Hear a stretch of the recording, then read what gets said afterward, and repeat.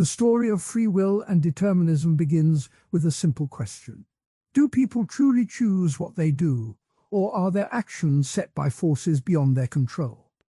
To answer that question, it helps to start with clear definitions. Free will means the power to pick one action over another, to act because of one's own reasons, not because something else forces the hand. Determinism means that every event, including every choice, follows from earlier events and the laws that govern them. If determinism is true, then each decision is the inevitable result of what happened before, just as a falling stone follows the pull of gravity. Aristotle, who lived in ancient Greece, was one of the first to think about this balance. He wrote that humans are rational animals, and that reason can guide action. He also said that habit can shape behavior, but that a person can still steer the ship of life with thought. Augustine, a Christian thinker of the 4th and 5th centuries, added a different shade. He wrote that the will is bent toward good or evil, and that God's grace can change the direction of that will. Both of them saw a tension between what is fixed and what can be changed. The idea of free will also appears in the medieval period. In the 13th century, scholars gathered in the great halls of Paris and Oxford to argue over whether God's foreknowledge locked the future.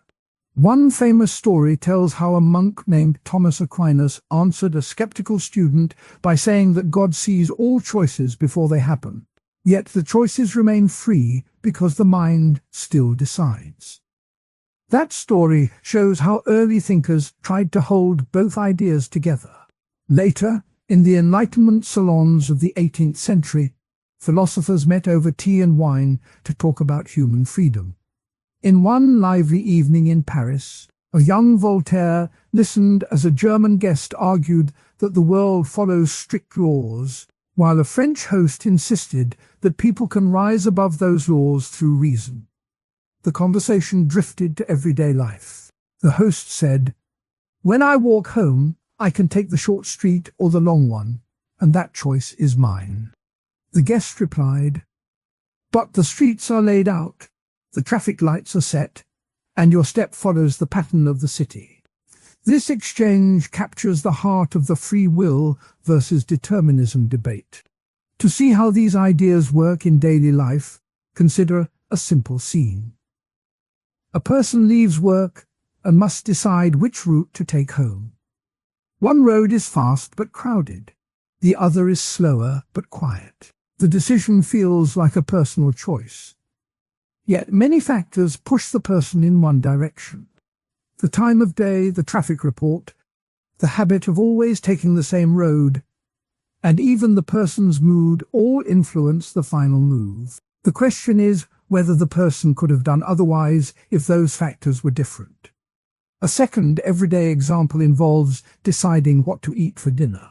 One might feel a craving for pizza, but the fridge only holds leftovers, the budget is tight, and a friend suggests a salad. The final plate reflects a mix of desire, need, and circumstance. If free will is real, the person can override the craving and pick the salad because of health goals. If determinism holds, the choice is the inevitable result of hunger, money, and the friend's suggestion. These simple scenes help illustrate two common counterarguments. The first counterargument says that many actions are driven by instinct or habit, not by conscious choice. When a driver automatically turns onto the familiar street, the brain follows a learned pattern. The driver may feel they chose the street, but the habit pulls the foot toward the steering wheel before thought catches up. This view supports determinism by showing that what feels like a free decision can be traced to earlier conditioning. The second counterargument stresses the feeling of conscious control. When a person pauses at the crossroads, looks at the traffic lights, thinks about the time, and then decides to turn left, the mind seems to be in charge. The pause feels like a moment of freedom, a point where the future could split. This feeling supports the idea of free will, suggesting that at least some decisions are not locked in by prior events. Both sides have points that matter. The habit argument reminds that the brain often works behind the scenes, using shortcuts that make life smooth. The conscious pause argument reminds that people can reflect, plan, and sometimes change course even when habits push them one way. Real-world applications of these ideas stretch far beyond simple roots home. In law, courts must decide whether a person acted out of free choice or was compelled by circumstances. If a defendant is seen as fully responsible, the law can punish. If the defendant is viewed as driven by forces beyond control, the law may offer leniency. In medicine, doctors ask whether a patient's lifestyle choices are truly free. If smoking is seen as a habit forced by addiction, treatment may focus on breaking the chain rather than blaming the patient. Modern thinkers still wrestle with the same questions. Some scientists point to brain scans that show activity in the brain before a person reports making a decision. They argue that the brain decides first, and the feeling of choice comes later. Others point to experiments where people can stop a planned action when they notice a new piece of information, showing that reflection can change the outcome. Both kinds of studies keep the debate alive. One modern analogy helps to picture the tension. Imagine a river flowing toward a sea. The river's path is set by the shape of the land, but a skilled kayaker can steer a small boat within the current, choosing where to paddle, when to turn, and how fast to go. The river's flow represents deterministic forces. The kayaker's steering represents free will. The kayaker cannot stop the river, but can still make choices within its flow. Another analogy uses a computer program. A program runs step by step, following code that was written earlier. Yet the program can include a random number generator that picks a value each time it runs. The random element adds a chance for different outcomes, even though the overall structure is fixed. Some philosophers compare this to a world where the laws of nature are fixed, but human minds can generate new ideas that act like random inputs, opening space for free choice. Historical anecdotes add color to the story. In the 13th century, a debate took place in the great cathedral of Notre Dame. A monk argued that God's foreknowledge meant every human act was already known, and therefore not free. Another monk replied with a story about a child learning to walk. The child's steps are guided by the ground, yet the child still decides where to go next. The audience laughed, but the point lingered. Knowledge of a future event does not erase the act of choosing. A later anecdote comes from the salon of Madame de Pompadour in mid-18th century France. A young philosopher named Diderot asked the group whether a person could be truly responsible for a crime if all his desires were shaped by his upbringing. A poet in the room answered, "A garden may be planted by the farmer, but the flowers still bloom in their own time." The poet's line captured the hope that even in a world of causes, there is room for individual bloom. Quotes from the original thinkers give a direct voice to the debate. Aristotle wrote, "The good for man is an activity of the soul in conformity with reason." This line suggests that reason can guide action, implying a role for free choice. Augustine said, "Our will is bound by the will of God, yet God gives us the power to choose." The phrase power to choose points to a belief in free will even under divine control. Later, the Enlightenment thinker David Hume noted, "All the passions of the mind are the effect of preceding impressions." Hume's view leans toward determinism, seeing feelings as caused by earlier events. These ancient and modern voices set the stage for the next part of the discussion. Later sections will look at compatibilism, the view that free will and determinism can coexist. Compatibilists argue that freedom does not require the absence of cause, only that the cause be the person's own desire. The groundwork laid here, definitions, early thinkers, everyday examples, counterarguments, and historical scenes, will help the viewer see why compatibilism matters. In sum, the basic meanings of free will and determinism are simple yet deep. Free will is the sense that one can pick one path over another. Determinism is the idea that every path follows from earlier steps and laws. Aristotle and Augustine first wrote about the balance. Medieval scholars argued over divine foreknowledge, while Enlightenment salons debated law and habit. Everyday choices like routes home or meals show the tension in real life. Counterarguments about habit and about conscious pause each have weight. Law, medicine, and science all feel the pull of this debate. Analogies of a river and a kayaker, or a fixed program with random numbers, help picture the mix of cause and choice. Stories from Notre Dame and from a French salon give color. Quotes from Aristotle, Augustine, and Hume let the original voices speak. All of these pieces will lead into the next discussion of how free will might fit together with determinism in a view called compatibilism. Every event in the world seems to have a reason behind it. That simple idea sits at the heart of classic determinism. It says that if the whole past were known, the whole future could be predicted. The image of a line of dominoes falling one after another helps many people see this idea. One domino tips the next, and the next, until the whole line falls. In the same way, a cause pushes an effect, and that effect becomes a cause for the next event. The chain never stops. The story of Pierre-Simon Laplace, a French mathematician from the early 1800s, shows how strong this picture can become. Laplace imagined a being that knew the exact position and speed of every particle in the universe at a single instant. He called this mind the demon. He wrote that such a mind could use the laws of physics to calculate the future and the past with perfect accuracy.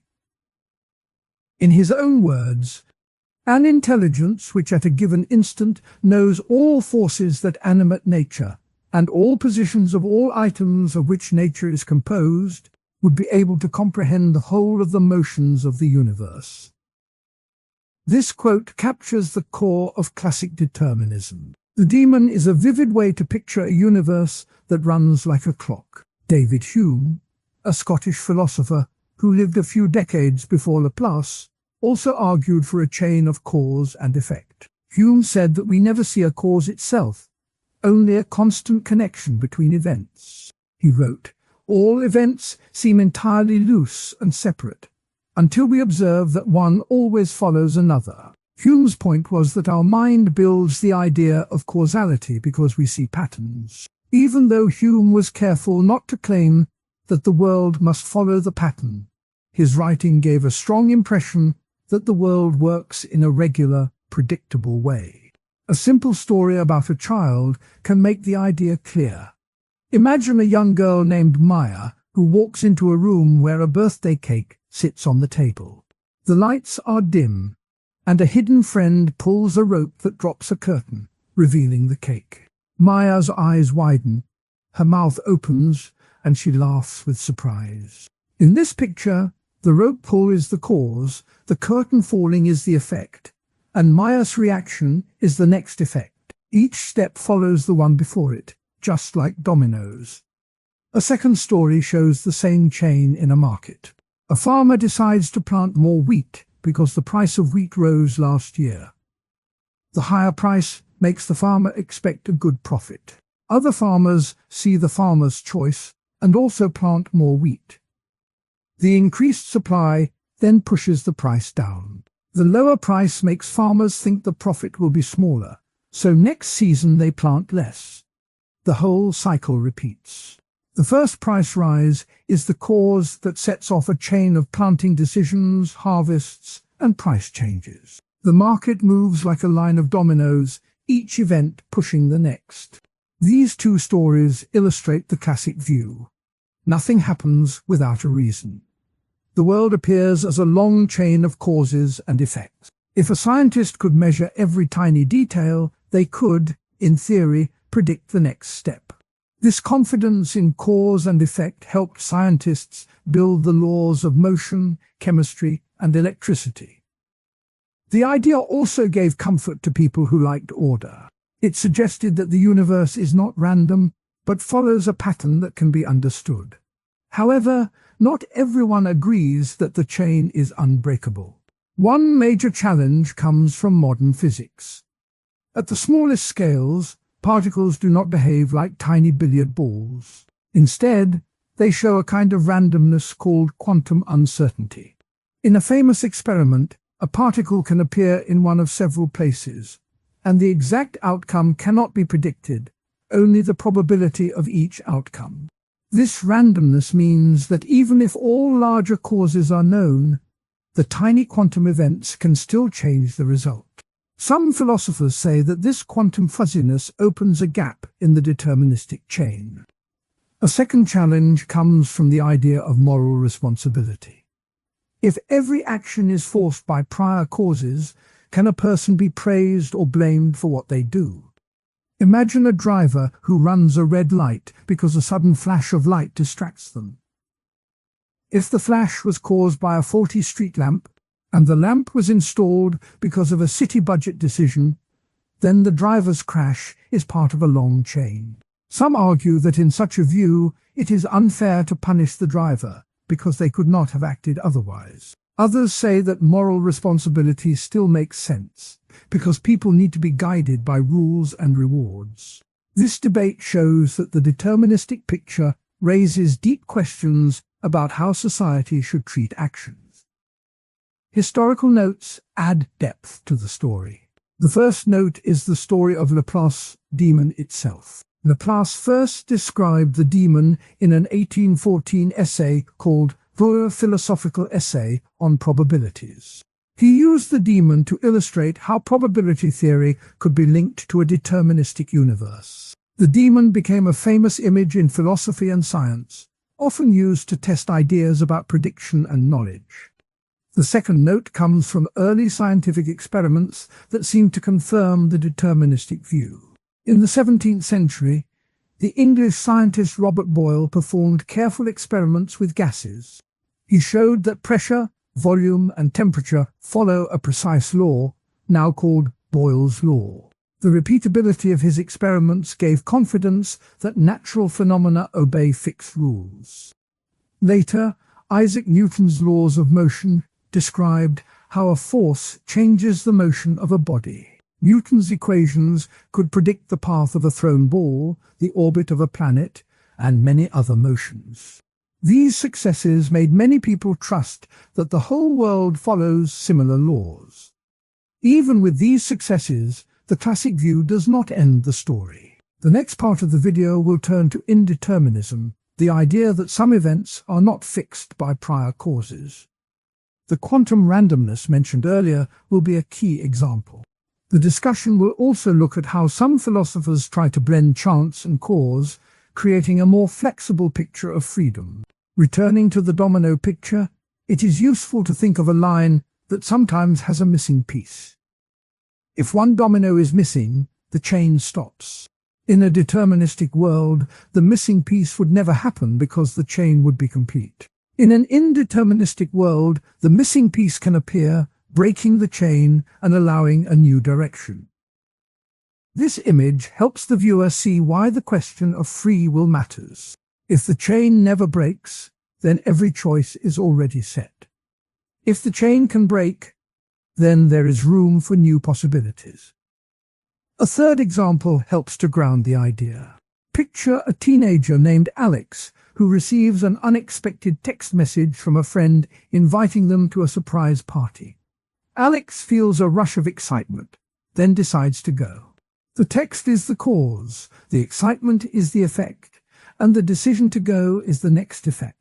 In a deterministic view, Alex's decision follows from the text, from Alex's past experiences, from the chemistry of the brain, and from the social environment.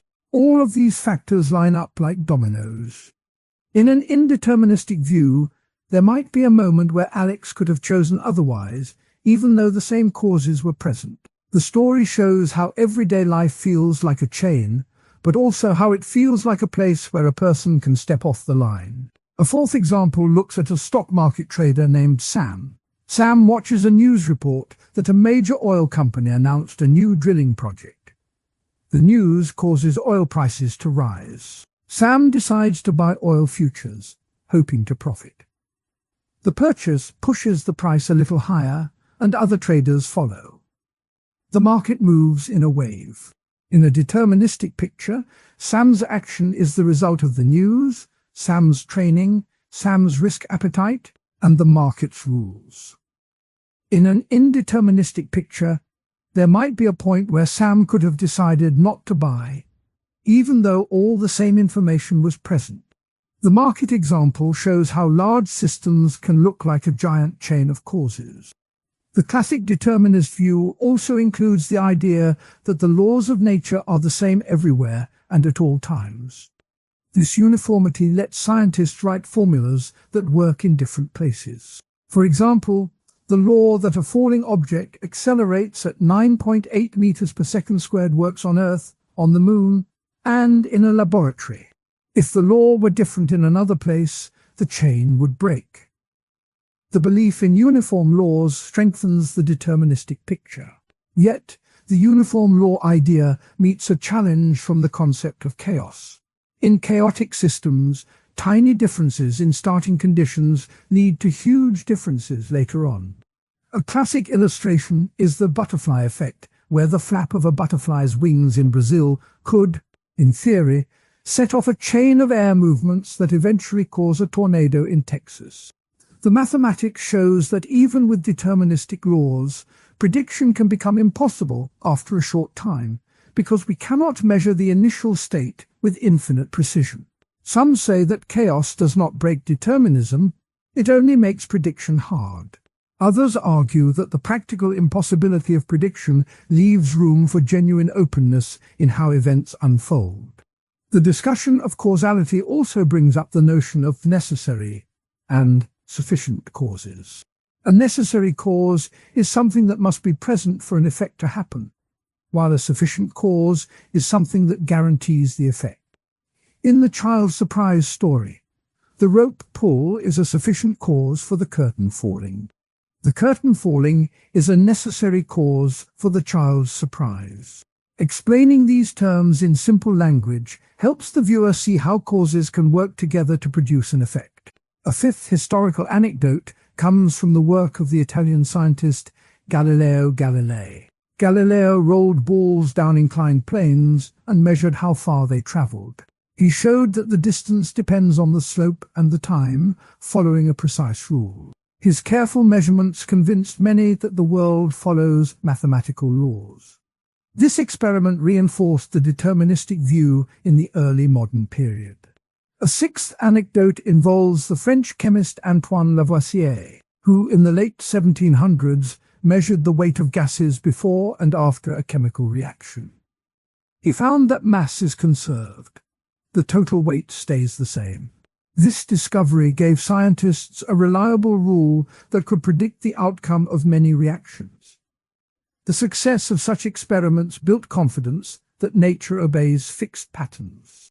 Returning to the quantum challenge, the famous double-slit experiment shows how particles can act like waves and like particles.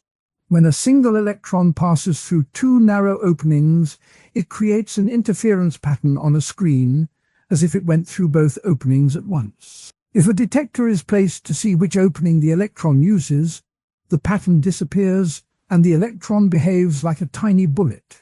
The outcome depends on whether a measurement is made, and the exact spot where the electron lands cannot be predicted, only the probability. This experiment is often quoted to argue that at a fundamental level, the world is not fully deterministic. The original report by Thomas Young in 1801 and later refinements by physicists such as Niels Bohr illustrate the shift from certainty to probability. The moral responsibility counterpoint can be illustrated with a courtroom scenario. Imagine a person named Jordan who stole a wallet. The prosecution argues that Jordan acted of his own free will and should be punished. The defense points out that Jordan grew up in a neighborhood with few jobs, suffered from a brain injury, and was under pressure from a gang. If every factor that led to the theft is part of a chain, then Jordan's choice may not be fully free. The debate over whether punishment still makes sense under determinism is a long-standing one. Some philosophers, like the 18th century thinker Immanuel Kant, argued that moral law requires us to treat people as if they can choose. Others, such as the 20th century philosopher Harry Frankfurt, suggested that even if choices have causes, they can still be free if the person identifies with the cause. The classic determinist view also appears in everyday language. Phrases like "was bound to happen" or "the writing was on the wall" reflect the belief that events follow inevitably from prior conditions. When a storm arrives after A, the idea of indeterminism says that not every event in the world is set in stone. It says that some things happen by chance, like a dice roll or a coin flip. When a die lands on a 6, the result was not forced by a hidden gear. It was the product of many tiny factors that could not be predicted. The same holds for a coin that lands heads or tails. This simple picture helps people see that the universe may have room for genuine randomness. The story of indeterminism began in the early 20th century. Classical physics, especially Newton's laws, gave the impression that the world runs like a clock. Every motion could be traced back to a cause. But experiments with light and atoms showed cracks in that picture. In 1927, Werner Heisenberg introduced the uncertainty principle. He wrote, "The more precisely the position is determined, the less precisely the momentum is known." This statement meant that at the smallest scales, one cannot know everything at once. The principle was not a flaw in measurement, but a built-in limit. It opened a door for chance in physics. Karl Popper took the idea further. He argued that science must be open to falsification, that theories should be tested by risky predictions. He also warned against a universe that is fully predictable. In a 1952 lecture, he said, "The universe is not a clockwork mechanism." Popper's words gave philosophers a way to link scientific uncertainty with human freedom. If the world contains genuine randomness, then the future is not fully written. To understand how indeterminism works, it helps to picture everyday events. Imagine walking to work and being caught in an unexpected rainstorm. The clouds had been clear in the forecast, yet a sudden gust of wind brought a shower. The rain was not planned by any human hand. It was the result of atmospheric particles moving in ways that could not be precisely forecast. Another example is a surprise birthday party. Friends gather, hide the cake, and then shout, "Surprise!" The moment of shock is not forced by any law of nature. It is a chance arrangement that creates a new experience for the person being celebrated. These examples show that chance can shape life. Indeterminism does not claim that everything is random. It says that some events have no single cause that can be traced back to earlier conditions. Instead, they arise from a set of possibilities that collapse into one outcome when observed. This view fits with the way quantum physics describes particles. In the double-slit experiment, a single electron can go through two openings at once, in a superposition of paths.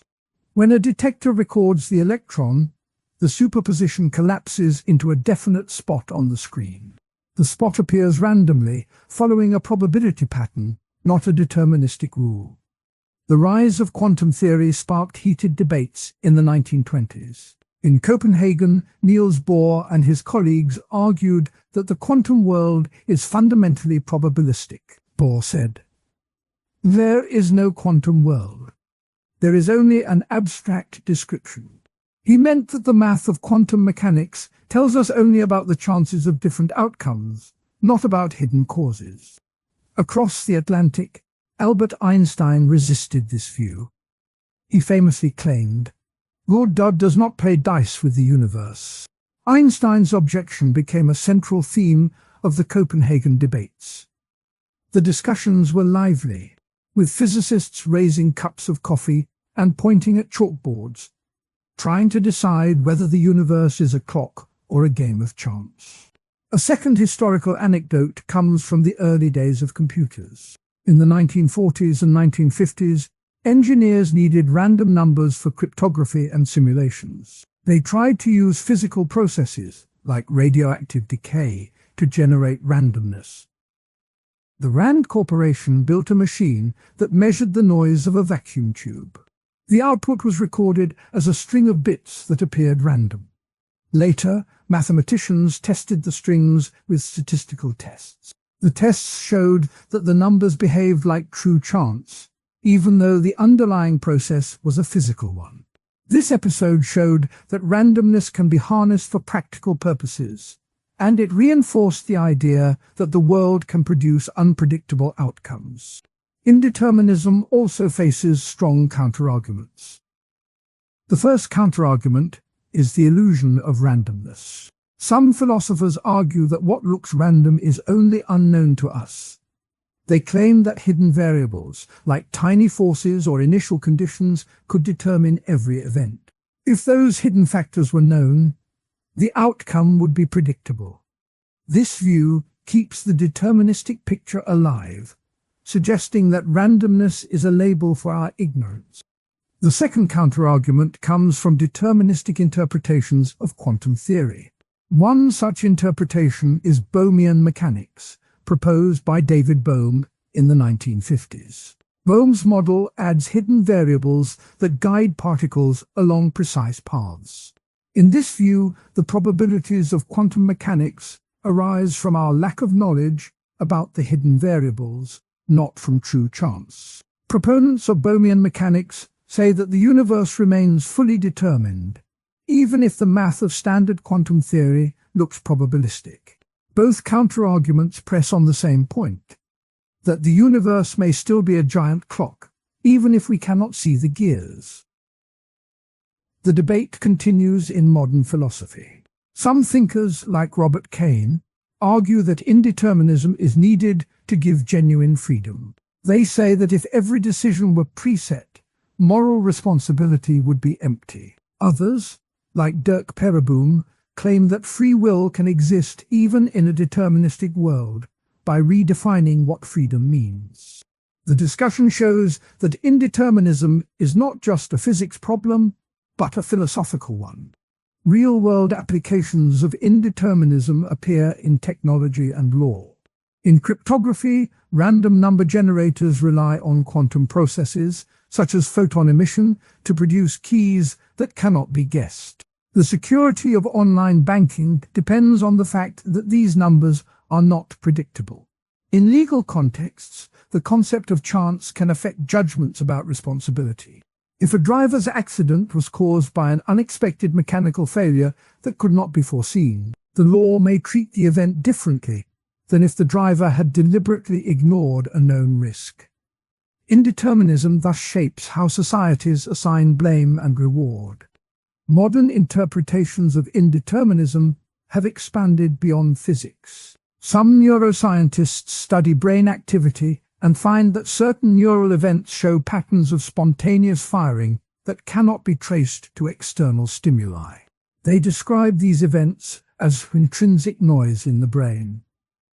This noise may influence decisions, adding a layer of chance to human thought. Philosophers use this observation to argue that the brain, like particles, contains indeterminate elements that could support free choice. Another modern view comes from the field of complex systems. In weather forecasting, models use probabilities because the atmosphere is too sensitive to tiny changes. A butterfly flapping its wings in Brazil can, in theory, affect a storm in Texas. This idea, often called the butterfly effect, shows that small random variations can lead to large outcomes. It illustrates how chance at a micro level can open many possible futures at a macro level. The weather example links back to the earlier story of unexpected rain, showing how indeterminism plays out in everyday life. To keep the narrative clear, it helps to use an analogy. Think of a river flowing toward a sea. Determinism says the river follows a single fixed channel carved long ago.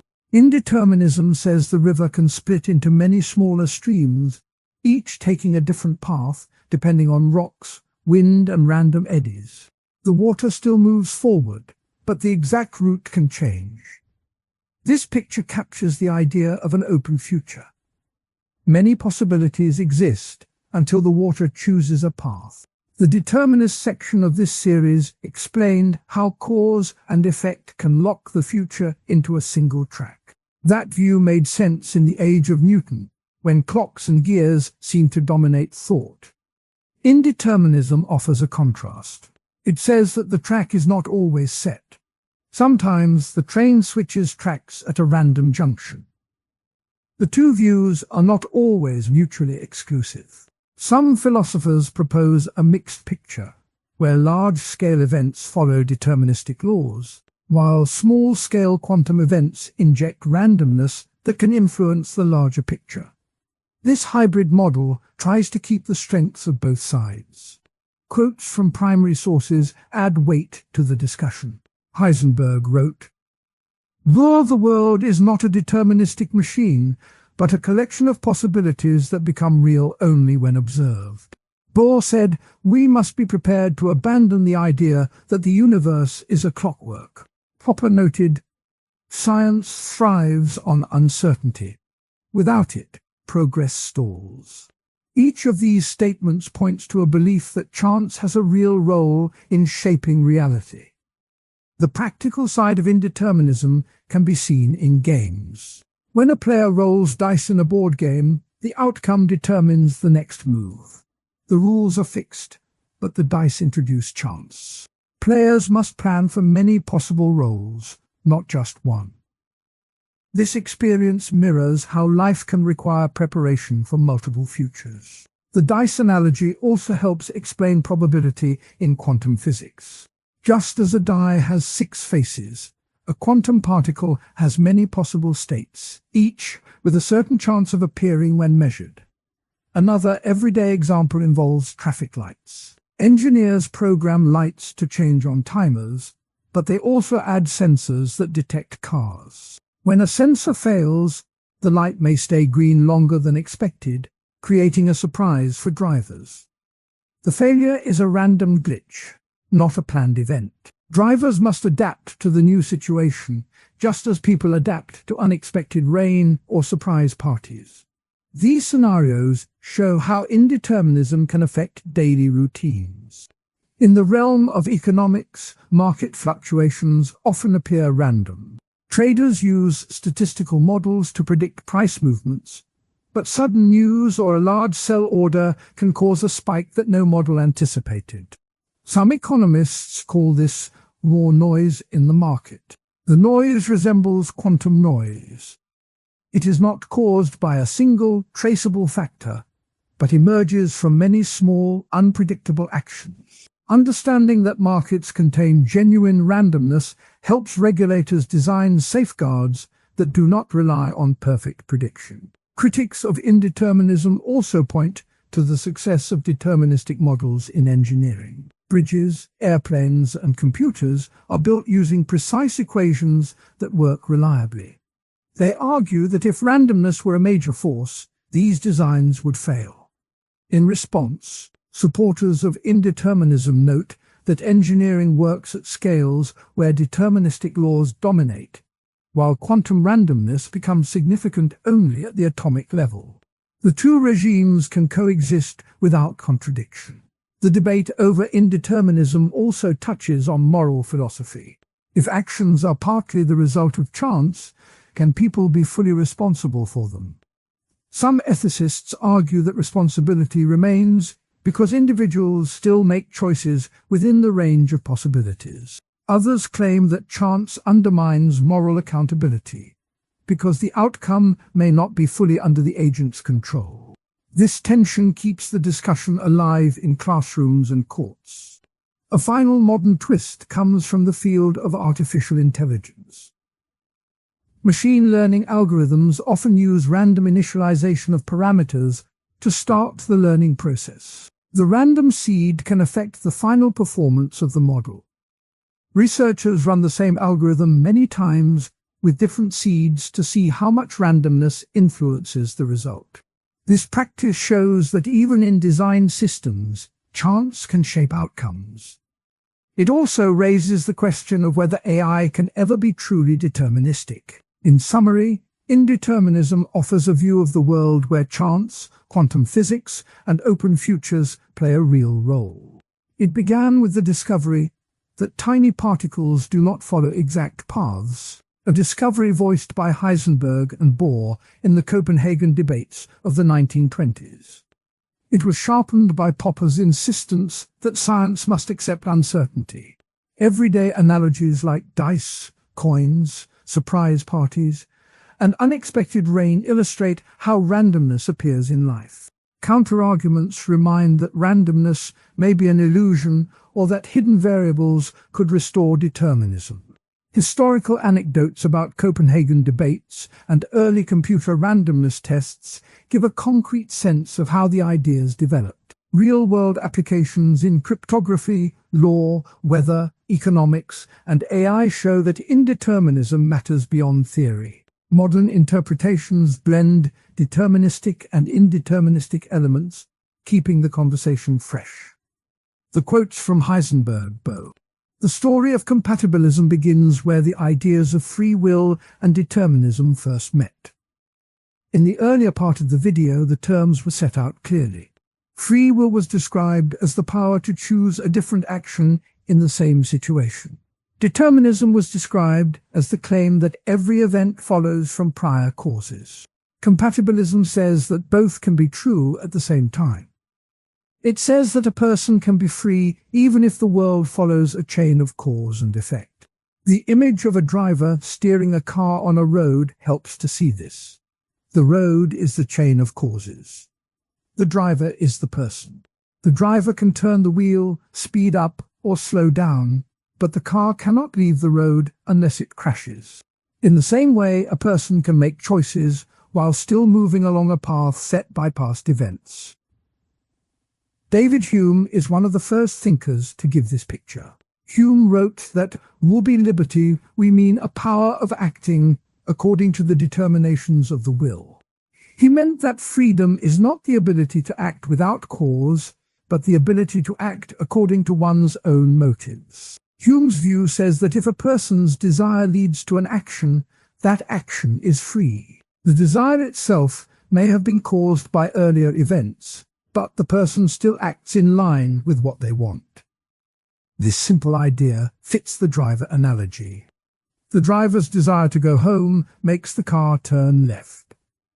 The road may be fixed, but the driver still decides which turn to take. Harry Frankfurt adds a modern twist. Frankfurt argues that what matters for moral responsibility is not the ability to do otherwise, but whether the desire that moves the action is the one the person truly endorses. He writes, "Well, a person is responsible if she acts on desires that she identifies with."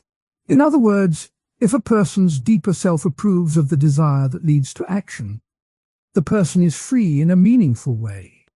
The driver who chooses a route because it matches his own goals is acting freely, even though the road and traffic rules still shape the journey.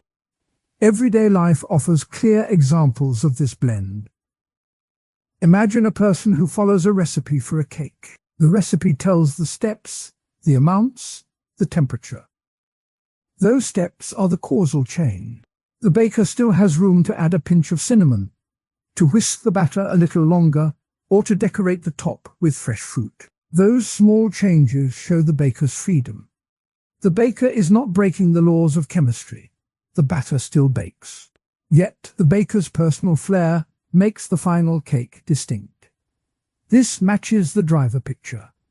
The road of the recipe is set, but the driver can add style.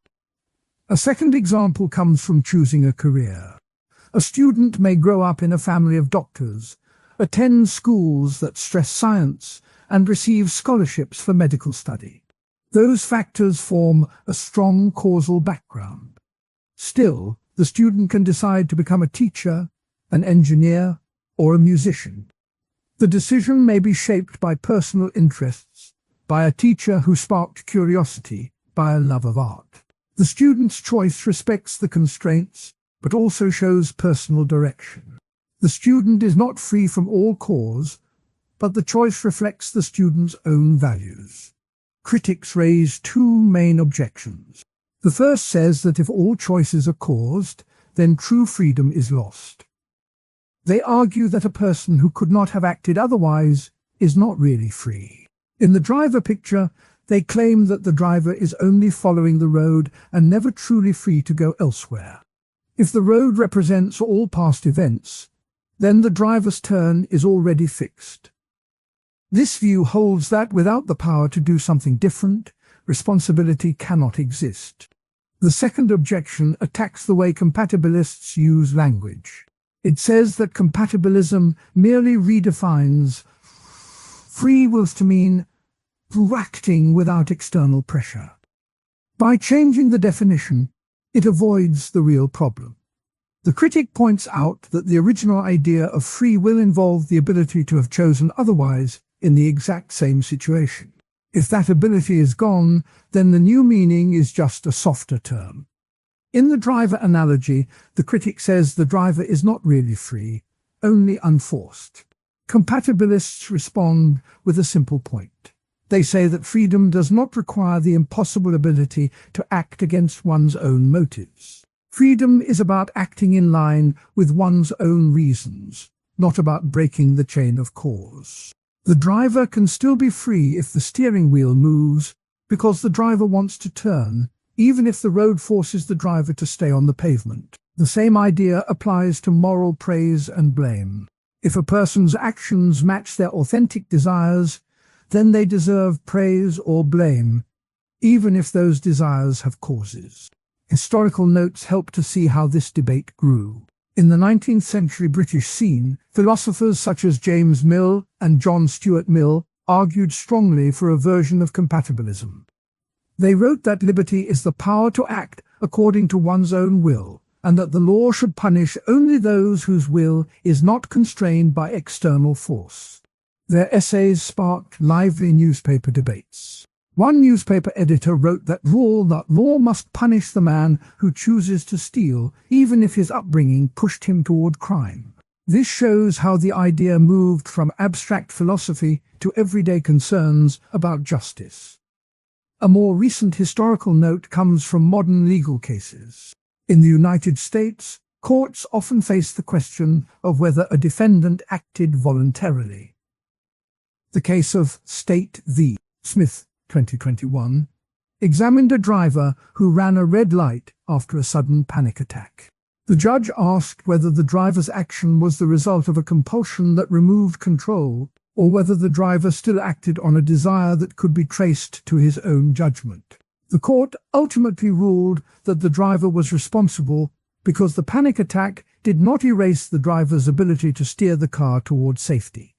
This decision reflects a compatibilist view. The driver's action was caused, but the driver still had control over the choice.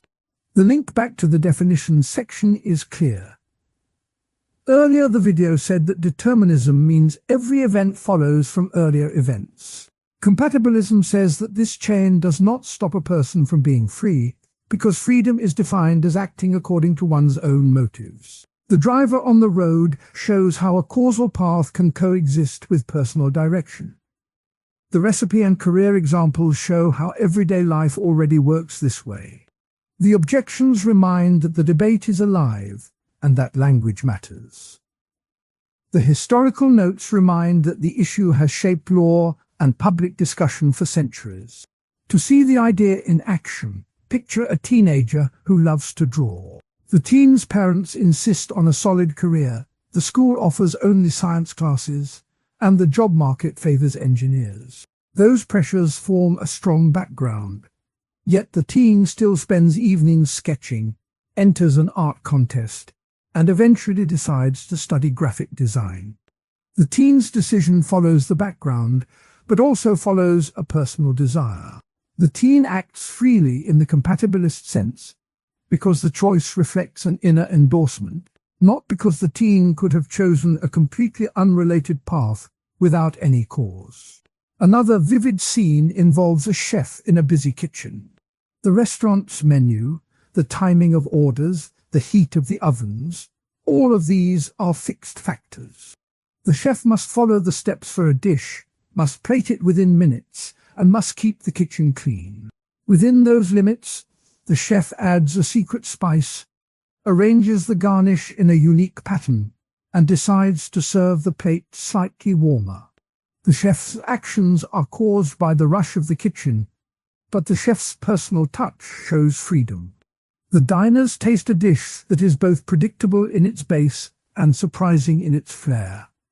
Frankfurt's famous thought experiment adds depth. He asks us to imagine a person named Jones who decides to donate money to charity because he truly wants to help. At the same time, a hidden force, called the Blacker, could have made Jones act differently, but it does not intervene. Frankfurt says that Jones is fully responsible because the desire to help is the one Jones owns. The hidden force shows that the ability to do otherwise is not needed for responsibility. This story fits the driver picture. The driver could have been forced to swerve by a sudden obstacle, but since no obstacle appears, the driver's turn is his own. A second famous story from Hume involves a man who feels a sudden urge to quit his job. The urge comes after years of stress, family pressure, and a recent promotion. Hume would say the man's decision is free because it follows his own desire, even though the desire has many causes. The man's freedom is not about escaping those causes, but about acting in line with the desire that moves him. Compatibilism also appears in modern science. Neuroscientists study how brain activity predicts choices a few seconds before a person reports making a decision. Some claim this shows that free will is an illusion. Compatibilists reply that the brain's prediction does not remove the person's ability to act according to reasons they recognize. The person can still reflect, endorse, or change the impulse.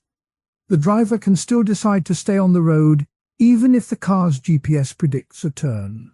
The legal world keeps testing these ideas.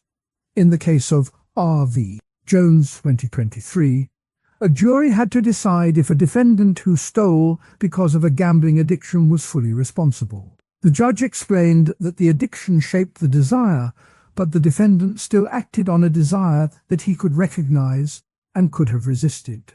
The court concluded that the defendant was responsible, illustrating a compatibilist stance that responsibility does not vanish when causes are strong. Some philosophers try to sharpen the definition of action. They split actions into voluntary and involuntary. Voluntary actions are those that flow from the agent's own motives. Involuntary actions are those forced by external compulsion, like a reflex. This split helps to answer the first objection.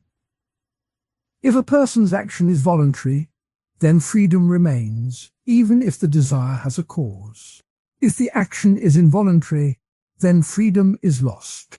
The driver who is forced off the road by a sudden rock is not acting freely, but the driver who chooses a lane because of a personal plan is. Other thinkers argue that compatibilism needs a new word. They suggest conditional freedom to stress that freedom works within limits. Critics say this is just a label change. Compatibilists answer that language helps clarify the issue. By naming the concept, they can discuss it without confusing the old idea of metaphysical freedom, which asks for the impossible ability to act against all causes. The discussion also reaches ethics. If freedom is compatible with causality, then moral praise and blame still make sense. A person who helps a neighbor because of genuine concern is praised, even though the concern arose from past experiences.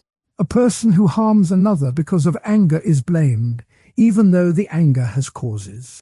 The driver who speeds because of a personal urgency may be blamed for breaking the speed limit, while the driver who follows the speed limit out of respect for safety is praised. Both actions are caused, yet moral judgment still applies. The analogy of the driver can be stretched further. Imagine a city with many roads that intersect. Some roads are one-way, some are closed, some have traffic lights. The driver must obey the rules, but still chooses which lane to be in, when to turn, and how fast to go. The city's layout is the deterministic background. The driver's choices within that layout are the free part. If the driver tries to drive against a one-way sign, the law will punish the driver. This shows why law often adopts a compatibilist view. It assumes people act within constraints, but still have the capacity to obey or break rules. In the 19th, the story of libertarianism in the free will debate begins with a simple image. A chess player sits at a board, eyes scanning the pieces, the rules of the game already known. Yet the player lifts a hand and places a piece on a square that no rule of chess would ever allow. In that moment, the move seems to come from a power that stands apart from the strict logic of the game. Libertarians use that picture to say that human choice can be like that bold move, a step that is not forced by any prior law of nature. The roots of this strong claim go back to the early 20th century, but the modern shape took form in the 1970s. After a long period in which many philosophers had accepted that the world is a chain of cause and effect, a group of thinkers began to push back. In 1976, a conference at the University of California, Santa Barbara gathered philosophers who wanted to rescue the idea that people can start new causal chains. That meeting sparked what is often called the free will revival. It brought fresh energy to the view that free will is not an illusion. Robert Kane became one of the most vocal leaders of that revival. In his book, The Significance of Free Will, he writes, "The ultimate source of our choices must be something beyond the deterministic chain."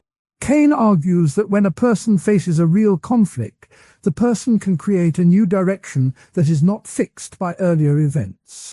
He calls this ability self-forming or self-determination. The idea is that the mind can generate a new cause that does not trace back to any earlier cause in the universe. Peter van Inwagen offers a similar but sharper picture. In his classic essay, The Consequence Argument, he says, "If determinism is true, then nothing is up to us." Van Inwagen builds a logical chain that shows how, if every event is the result of earlier events, plus the laws of nature, then nothing we do could be different from what it must be. To avoid that conclusion, he says, we must reject determinism and keep room for free choice. The core argument of libertarianism rests on 3 points. First, there is a sense in which people feel they could have done otherwise. When a driver brakes to avoid a collision, the driver can say they could have kept going. That feeling of could have done otherwise is taken as evidence of a real power to choose. Second, moral responsibility seems to require that power. If a person could not have chosen differently, it is hard to see how praise or blame makes sense. Third, libertarians claim that the universe does have places where the deterministic chain can be broken. They point to quantum events, or to the way the brain can generate truly indeterminate activity, as possible openings for free choice. To illustrate the claim, imagine an artist who has spent years painting in a realistic style. The art world expects the artist to keep working in that mode. One day, the artist decides to paint abstract shapes, breaking the familiar style. The decision does not follow from any rule about how the artist must paint. It appears as a fresh, unforced move, much like the chess player's illegal piece placement. The artist feels a genuine sense of authorship, and critics later praise the bold shift. In the libertarian view, that shift shows a moment where the mind started a new causal line. A second scenario involves a student at a university who hears about a protest against a new policy. The student could join the crowd, stay silent, or write a petition. The student feels a pull from friends, from fear of authority, and from personal values. After weighing these, the student decides to speak at a public hearing. even though the risk of a disciplinary record is high. The decision seems to come from inside the student, not from any external pressure that forces the act. Libertarians say the student's choice is an example of unbound agency.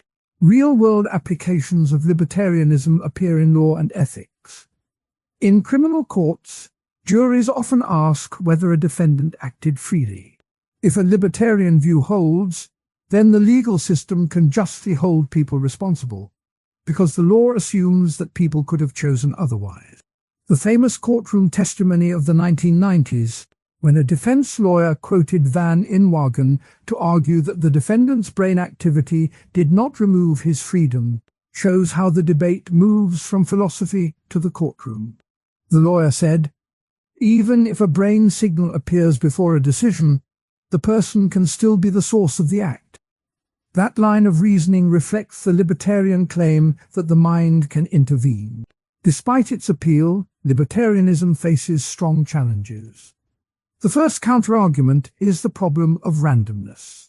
If the mind sometimes creates a new cause that is not fixed by the past, what guarantees that the new cause is not just random? Critics ask, if a choice is not determined, is it not simply a roll of the dice?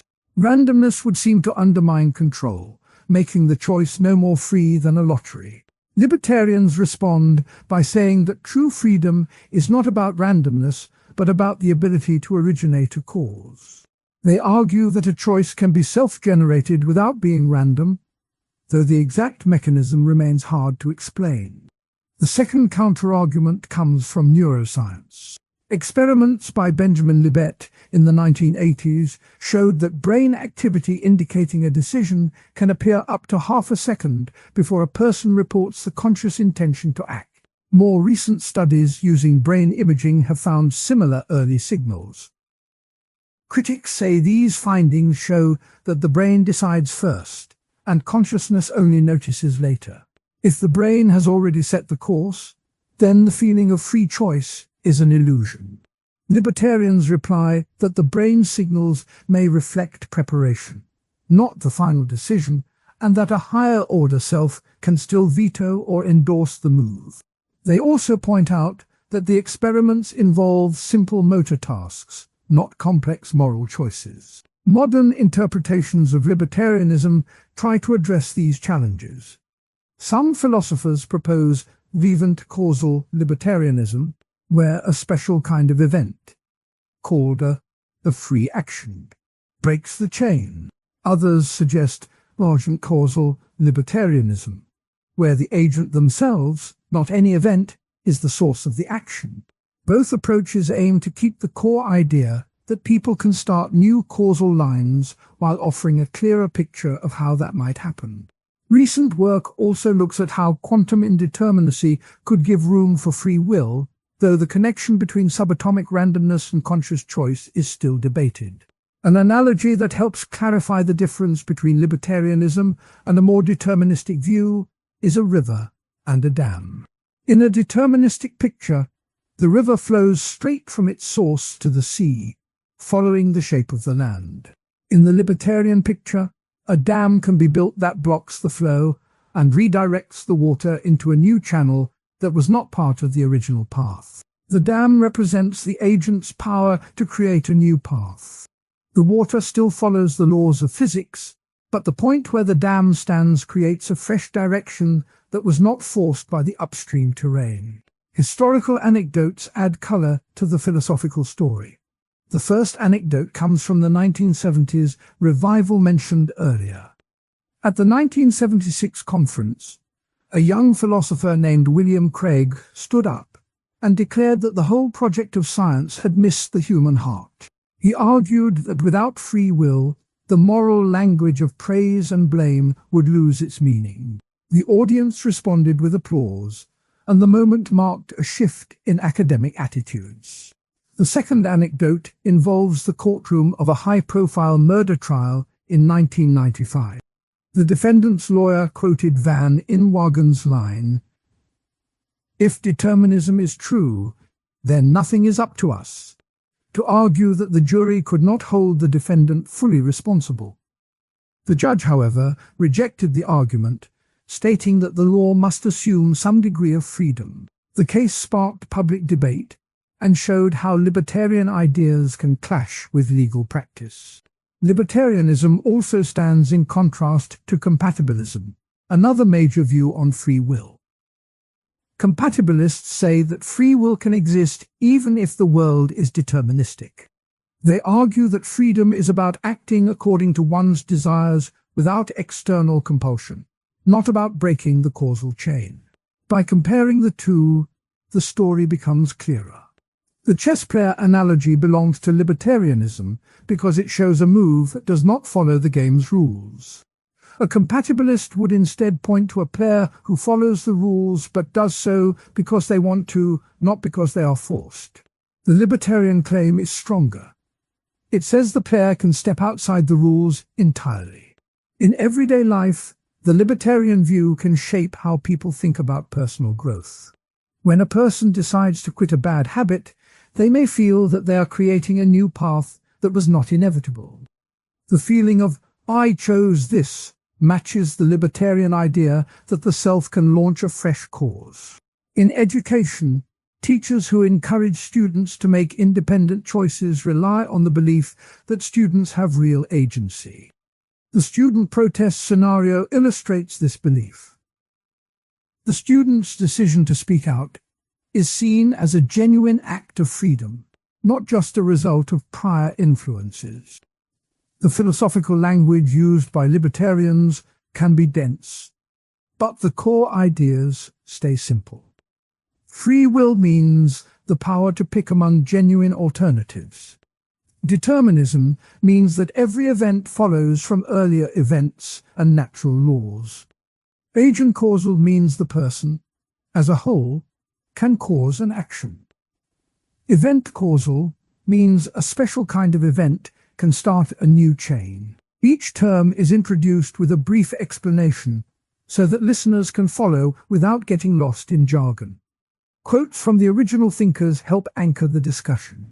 Robert Kane wrote, "When a person makes a choice, the person is the source of that choice." Peter van Inwagen said, "If the future is already fixed, then we are not the authors of our actions." These lines capture the heart of libertarianism in the words of its founders. The debate also reaches into contemporary science. Some neuroscientists now study readiness potential and argue that the brain prepares actions before we become aware of them. Others point out that the brain's preparation can be halted by a conscious veto, a process they call free won't. This idea gives libertarians a foothold.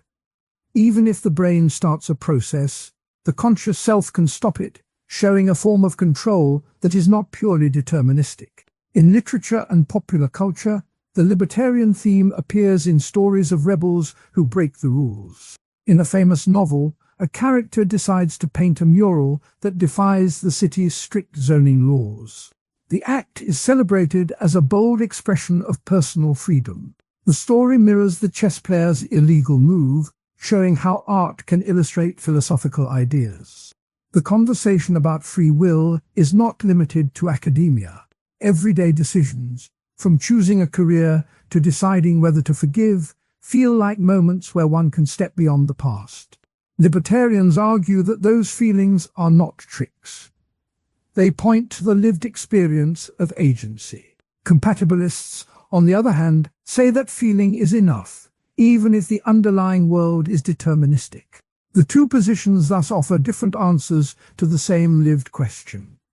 To sum up the libertarian claim, the picture is of a mind that can launch a new cause, a chess player who can place a piece where the rules do not allow it, an artist who can break a style, a student who can stand up for a cause, and a courtroom where lawyers invoke the power of choice. The view faces challenges from randomness and neuroscience, but it continues to inspire debate, legal arguments, and personal reflection. The story of libertarianism shows how a simple image of a bold move can grow into a rich philosophical tradition that still shapes how people think about freedom, responsibility, and the very nature of human action. The quiet voice of the narrator begins by reminding the listener of the earlier discussion on determinism and libertarianism. Determinism says that every event follows from prior causes. Libertarianism says that the mind can start a new chain of events that is not fixed by the past. The new section looks at what brain science says about those ideas. It asks whether the brain decides before a person feels the choice.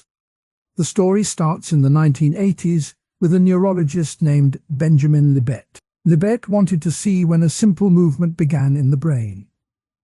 He asked volunteers to move a finger whenever they felt the urge.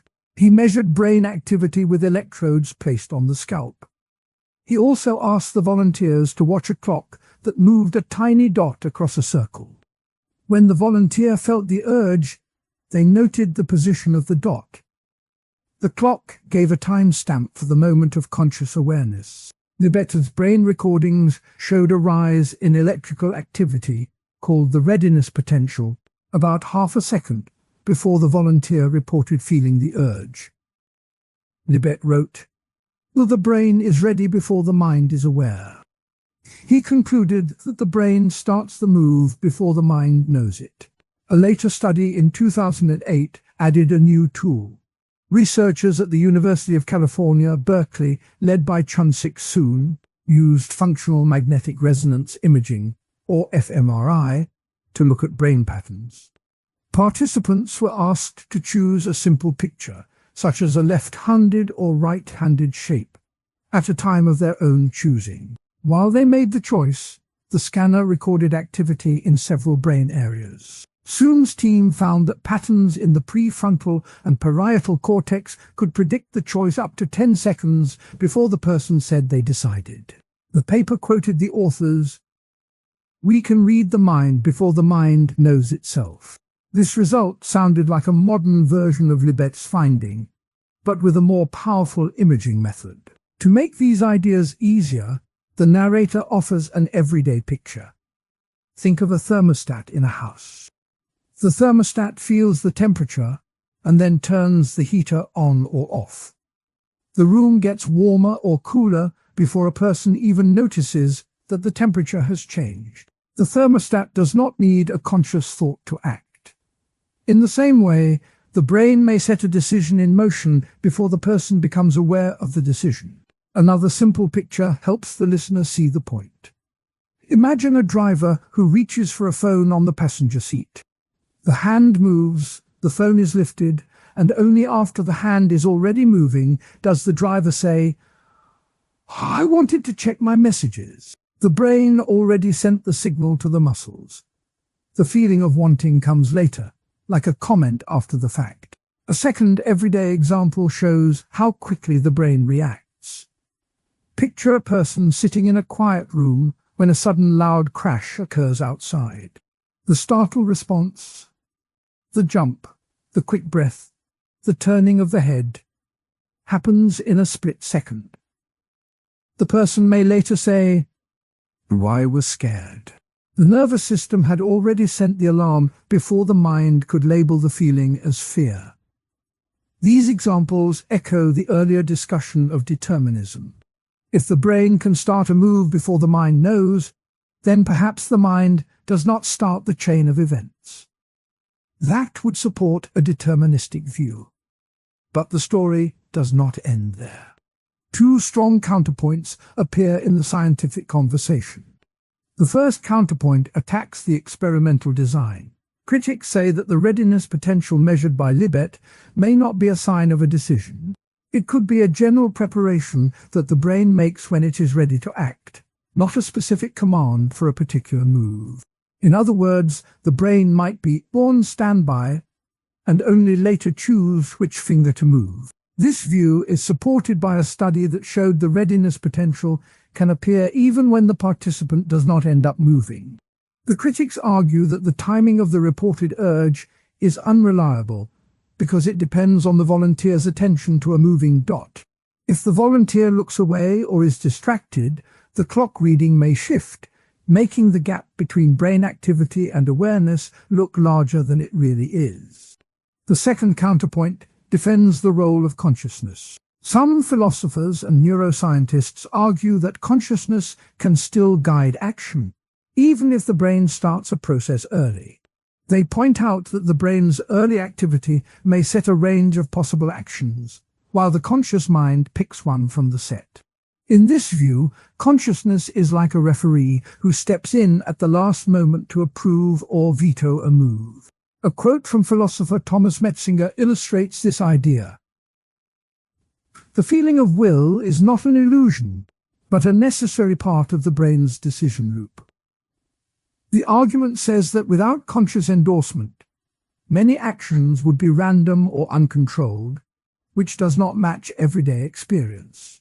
Historical anecdotes give the listener a sense of how the field grew. The first anecdote returns to the 1980s, Libet Lab in San Francisco.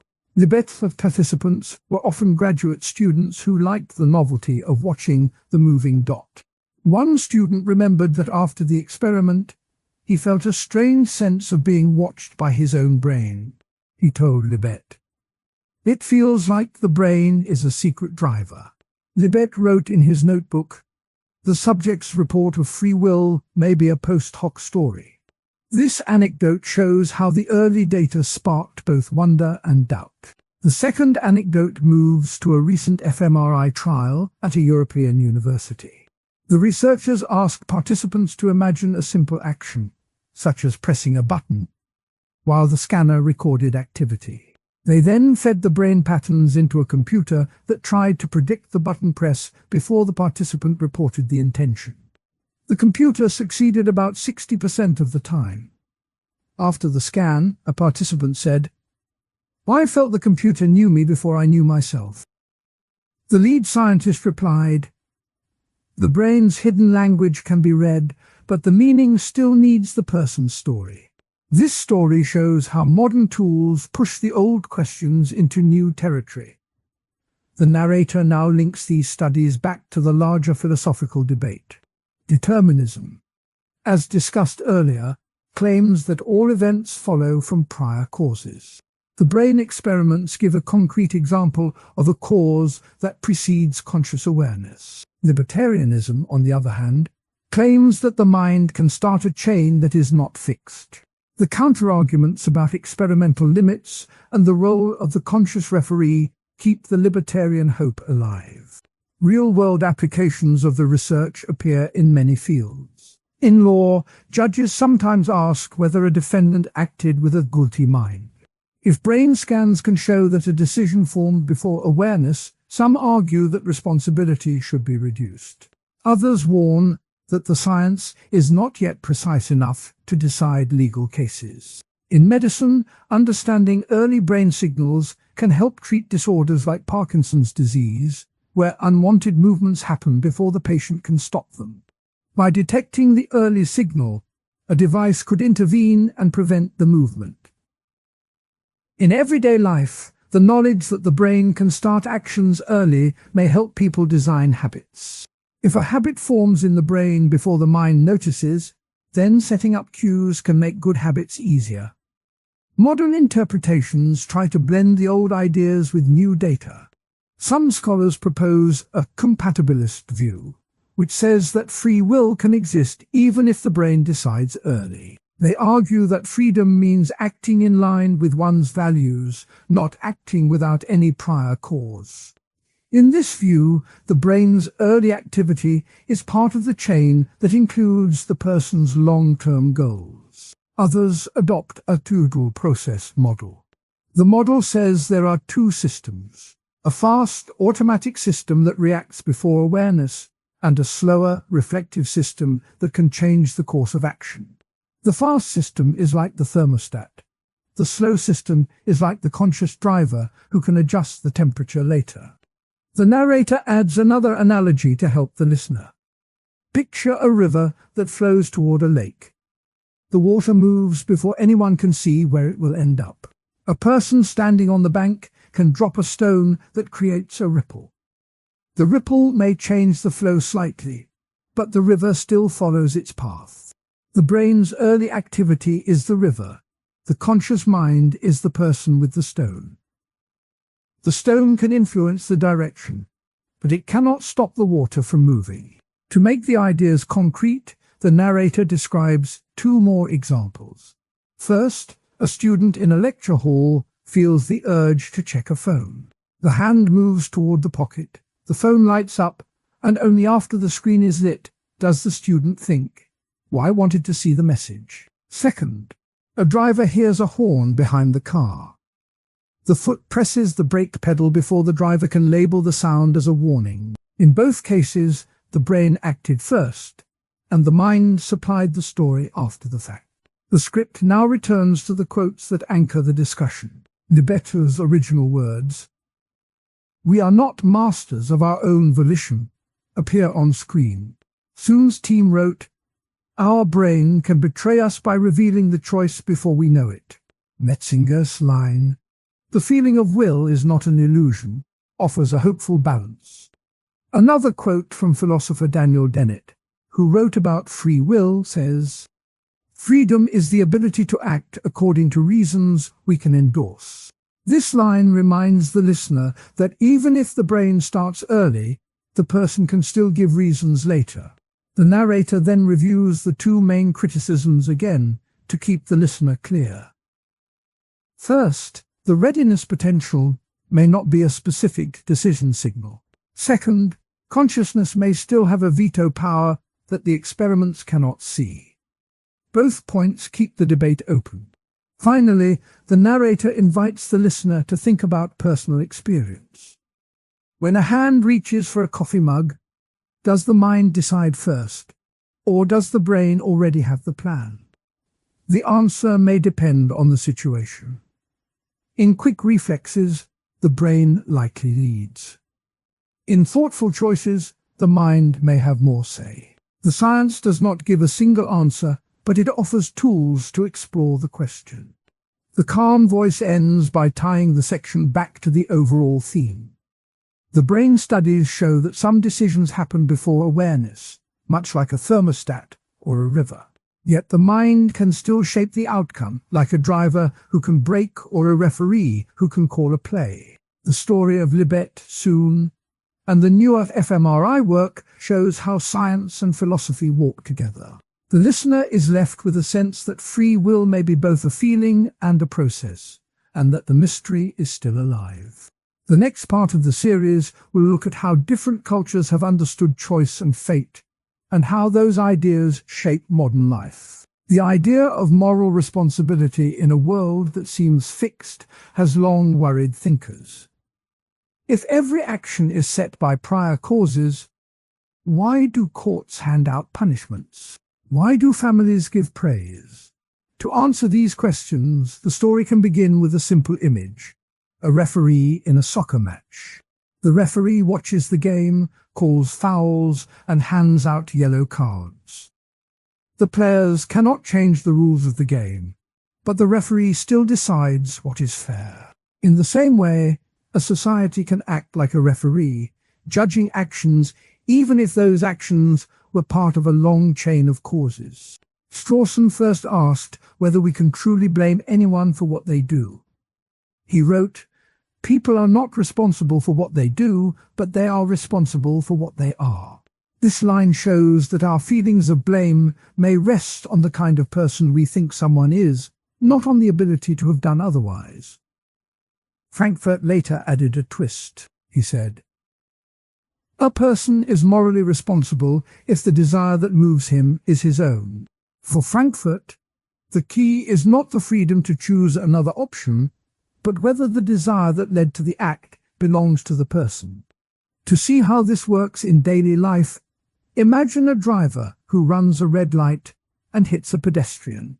The driver's brain, upbringing, stress level, and the design of the traffic light all played a part.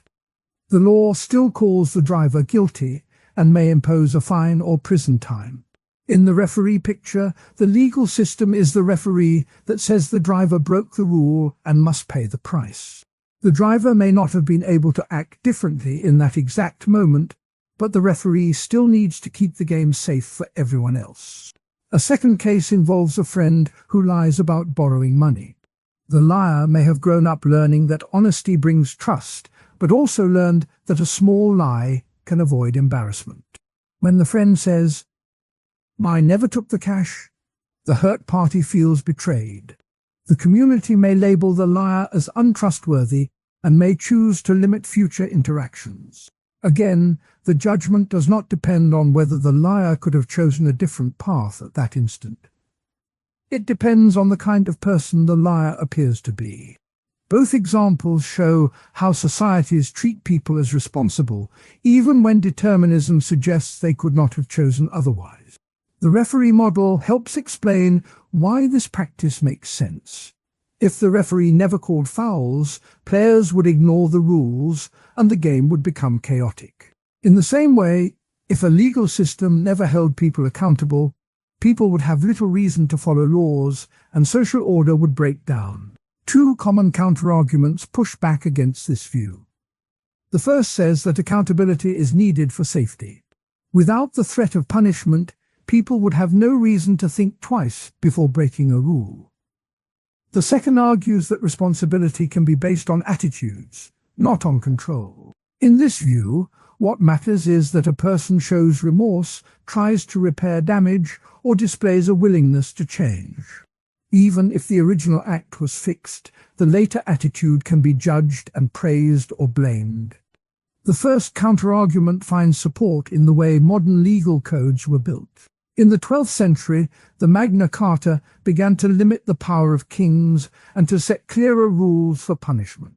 Over the centuries, legal scholars added the idea that punishment must fit the crime and must deter future wrongdoing. The need for deterrence is a clear nod to the accountability argument. If people think they might be punished, they will think twice before acting. The second counterargument is reflected in the rise of restorative justice. Instead of focusing only on punishment, restorative programs ask offenders to meet the victims, to understand the harm caused, and to make amends. This shift shows that societies can judge people based on how they respond after the act, not just on the act itself. In a restorative circle, a teenager who stole a bike may be asked to repair the bike and apologize. The community judges the teenager's attitude, not the fact that the theft was caused by peer pressure and a difficult home life. Both of these counterarguments still fit inside the referee picture. The referee can give a yellow card for a foul, but can also offer a chance to apologize and play fair again. The law can punish, but it can also reward good behavior after the fact.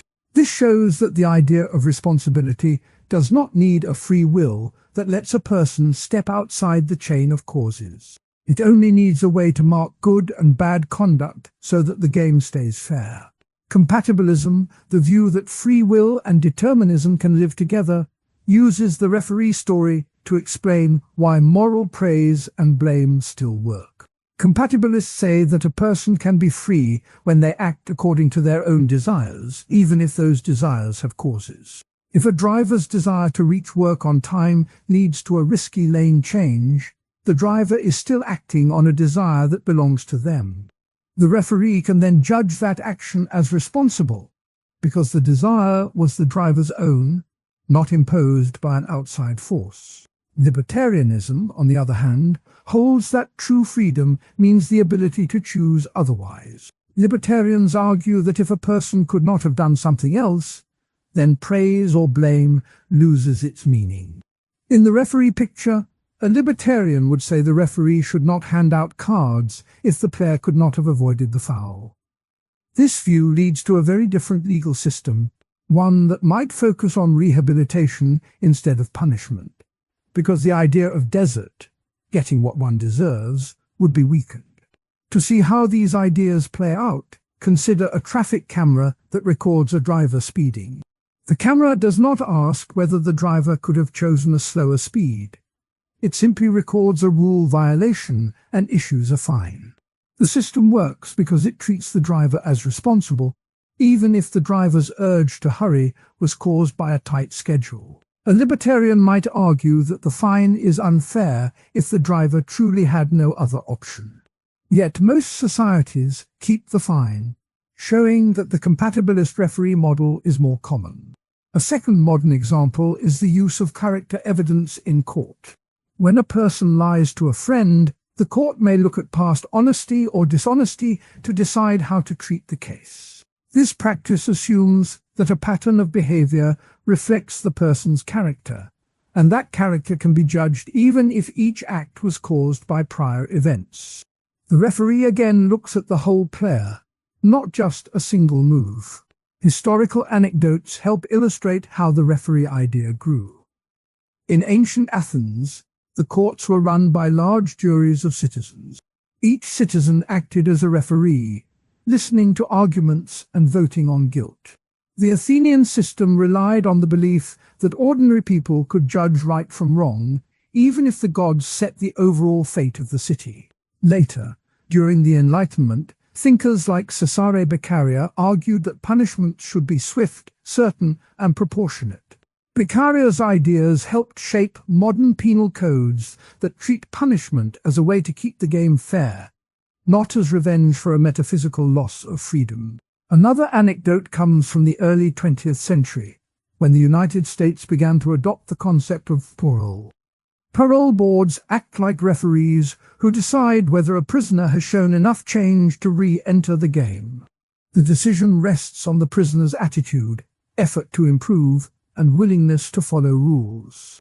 This practice reflects the view that responsibility can be judged after the act, based on the person's later stance, not just on the original cause.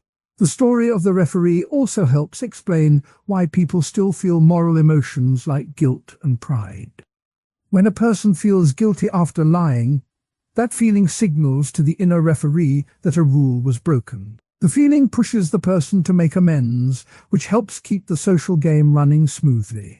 Even if the lie was caused by fear, the guilt still serves a useful purpose. In everyday conversation, people often say, "You should have thought about the consequences." This statement assumes that the person could have thought differently. Strawson would say that the statement works because it reflects an attitude toward the person, not a claim about actual freedom. Frankfurt would add that the important thing is whether the desire to avoid consequences was the person's own. If the person truly cared about the friend's trust, then the desire to keep that trust belongs to them, and the blame for lying is justified. Some critics say that the referee model hides the truth about determinism.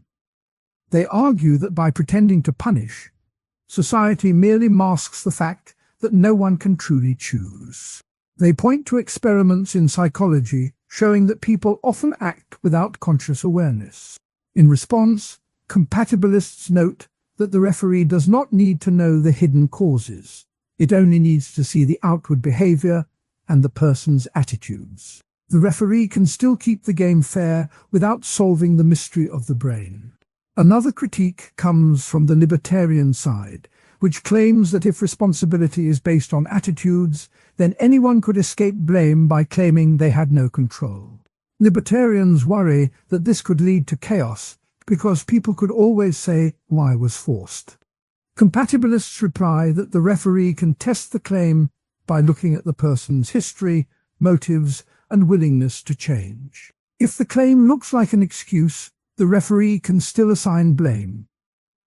The modern world offers many places where the referee idea is used. In schools, teachers give grades and detentions. They do this not because they think students could have acted otherwise in a metaphysical sense, but because they want to encourage good study habits. In workplaces, managers give bonuses or warnings. The logic is similar.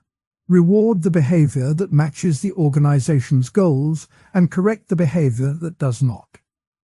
In the legal arena, the idea of full mens rea, or guilty mind, is a direct echo of Frankfurt. Focus on the person's own desire. The law asks whether the person acted with a mindset that belongs to them. If a driver speeds because they are reckless, the law sees that as a personal fault.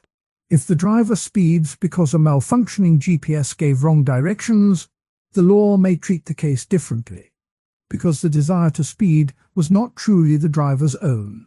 The rise of restorative justice in many countries shows a shift toward the attitude-based view of responsibility. Programs in New Zealand, for example, bring together victims, offenders, and community members to talk about the harm caused. The process asks the offender to take ownership, to understand the impact, and to make things right. This method works even when the offender's original action was heavily influenced by poverty, peer pressure, or addiction.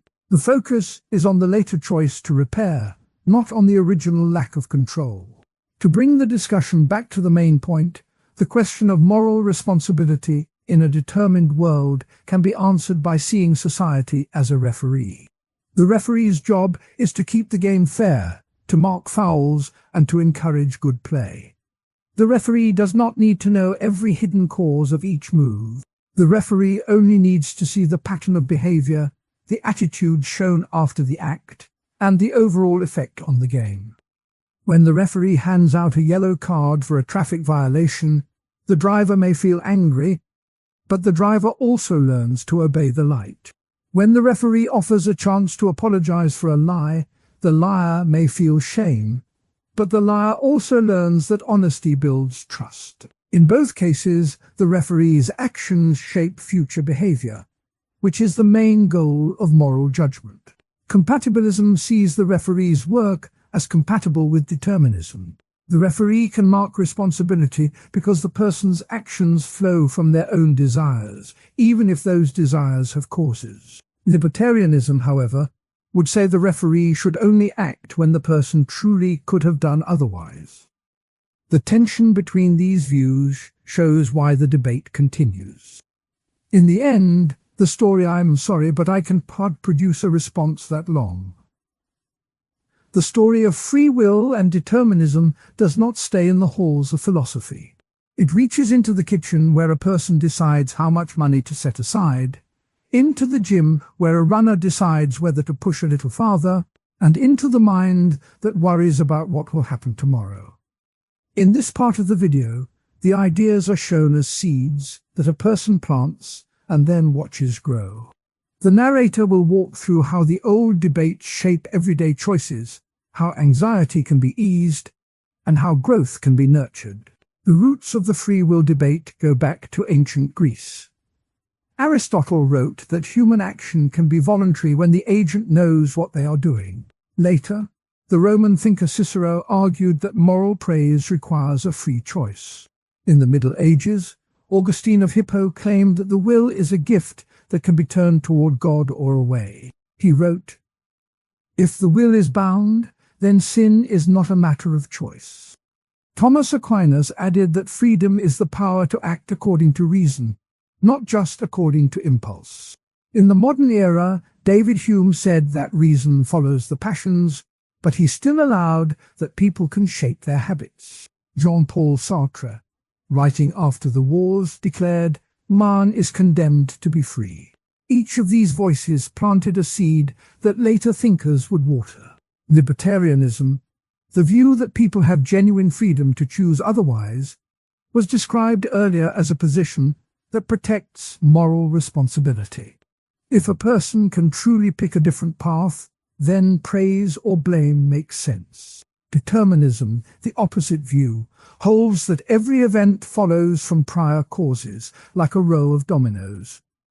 Compatibilists try to blend the two, saying that freedom can exist even if the world is cause and effect, as long as the person's desires match their actions. Those earlier sections set the stage for the practical side of the story. When a person looks at a garden, the first step is to choose a seed. That choice feels free. The soil, the weather, the amount of water, and the gardener's care all affect how the plant will grow. In the same way, a decision about money or a skill is a seed. The surrounding conditions, family habits, income level, time available, are the soil. The effort put in, budgeting each month, practicing a chord on a guitar, are the water and sunlight. The final plant, whether a healthy savings account or a new ability, shows the result of both the seed and the care. Consider budgeting as the first concrete example. A person decides to set aside 10% of each paycheck. The idea of free will tells the person that this choice is theirs, not forced by a boss or a parent. The belief that the choice matters can reduce anxiety. When the person sees the balance grow, they feel control, and that feeling can lower stress about bills. If the person believes that everything is predetermined, they might think that saving is useless because the future is already written. That fatalistic view can lead to passivity. Why bother? The outcome will be the same.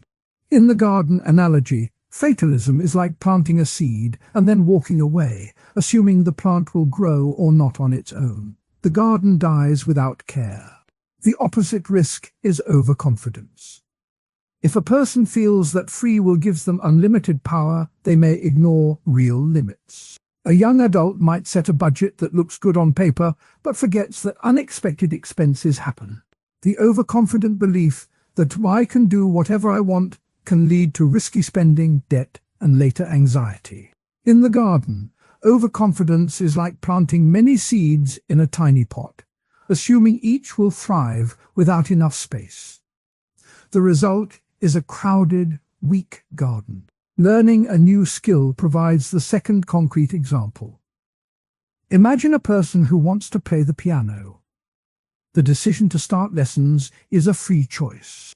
The person's belief that they can improve motivates regular practice. Over weeks, the muscles adapt, the brain rewires, and the person can play a simple song. The growth of skill mirrors a seed sprouting, then bearing fruit. If the person adopts a fatalistic stance, I was never musical, it was all set, they may never start, then the seed never leaves the soil. If they become overconfident, I will be a concert pianist after 1 month, they may skip fundamentals, suffer frustration, and quit. Both extremes hinder growth. The anxiety that comes from thinking about free will often look like a storm cloud over the garden. People wonder, if my choices do not matter, why try? The answer can be found in a simple practice. First, write down a small, clear goal. Second, note the steps needed, like watering a plant each day. Third, track progress. Seeing a line on a spreadsheet rise, or hearing a chord sound correctly, gives evidence that the seed is responding. This evidence can calm the mind. The mind learns that while some conditions are outside control, actions still shape outcomes. A historical anecdote helps illustrate this process. In the early 1990s, the self-help movement surged with books that promised anyone the power to change their life. One bestseller, The Power of Now, urged readers to focus on present choices rather than past determinism. The author quoted the ancient Stoic Epictetus. It's not what happens to you, but how you react that matters. Readers who took the advice began to set daily intentions, like planting a seed each morning. Many reported lower stress and clearer direction. The movement showed how a philosophical idea can become a practical habit. A second anecdote comes from sports. Michael Jordan, often called the greatest basketball player, once said, "I can accept failure, but I can accept not trying." Early in his career, Jordan was cut from his high school varsity team. He could have accepted that as destiny, but he chose to practice harder. He turned the setback into a daily drill, treating each practice as a seed to be watered. Later, he spoke about a mindset shift. I stopped thinking about the outcome and focused on the process.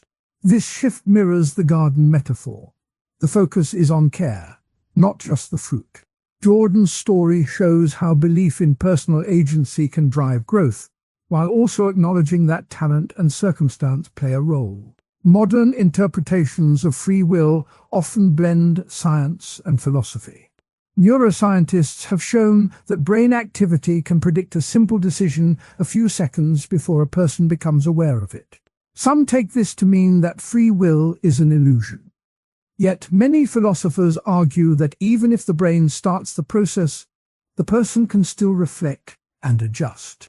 This view supports a practical stance. Awareness of inner signals can help a person pause, reconsider, and change direction, like moving a plant to a sunnier spot after noticing it wilting. The discussion of moral responsibility also returns here. Earlier, libertarianism was linked to praise and blame. In daily life, that link shows up when a parent says, "You chose to study, so you earned the good grade." If a person truly believes they chose the study time, the praise feels earned. If they think the grade was predetermined by genetics, the praise loses meaning. The sense of ownership over actions fuels motivation. Conversely, if blame is too harsh, it can create anxiety. A balanced view sees blame as a guide, not a punishment. It tells the person where the garden needs more work. Another counterpoint to the free will story is the idea of fatalism leading to passivity. Fatalism is the belief that events are fixed and cannot be changed. In a community that embraces fatalism, people may avoid planning budgets, thinking, "What will happen, will happen." This attitude can cause a lack of preparation, higher stress when unexpected costs appear, and a feeling of helplessness. The garden analogy shows that without watering, the seed cannot become a plant, no matter how fertile the soil is. The second counterpoint is overconfidence causing risk. When a person feels that they have total control, they may ignore warnings. A new investor might pour all savings into a single stock, believing that their will can beat the market. When the stock drops, the loss creates anxiety and a sense of failure. Overconfidence can also appear in learning a skill. A beginner may skip basic exercises, thinking they can leap ahead. The result is slower progress and frustration. Both counterpoints remind viewers that free will works best when paired with humility and realistic assessment. The garden metaphor also offers a way to balance these extremes. A gardener checks the weather forecast, knows the soil type, and then decides what to plant. The gardener does not claim that the rain will always come, nor does the gardener think the sun will never shine. The gardener accepts limits, plans, and then works within them. In the same way, a person can accept that some factors, like family background or health, are outside control, while still taking steps that shape the rest. A practical tip for viewers is to create a seed journal. Each week, write down one small decision, the conditions surrounding it, the actions taken, and the result. Over time, patterns emerge. The journal shows that many outcomes are linked to effort, even when external events intervene. Seeing this pattern can reduce anxiety about randomness and can prevent the fatalistic thought that nothing I do matters. It can also curb overconfidence by highlighting where effort fell short. Quotes from primary sources reinforce the point.